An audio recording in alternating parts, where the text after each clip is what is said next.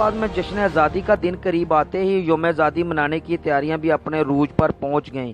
शहर में जगह जगह सब्ज़ हलाली परचमों और बैजेस के स्टाइल सज गए, जहां शहरियों की बड़ी तादाद खरीदने में मसरूफ नजर आ रही है। बड़ों के साथ साथ बच्चों का आज़ादी का जश्न मनाने का जज्बा भी बढ़ता जा रहा है। खुशियाँ इसलिए हम झंडे खरीदने आए हैं, पाकिस्तानी परचम खरीदने के लिए आया हूँ और हम अपने घर को सजा देंगे। हम इधर झंडियाँ खरीद रहे हैं। जिंदा कौमें अपना त्यौहार इसी तरह मनाते हैं और हम इंशाल्लाह इसी तरह मनाते रहेंगे।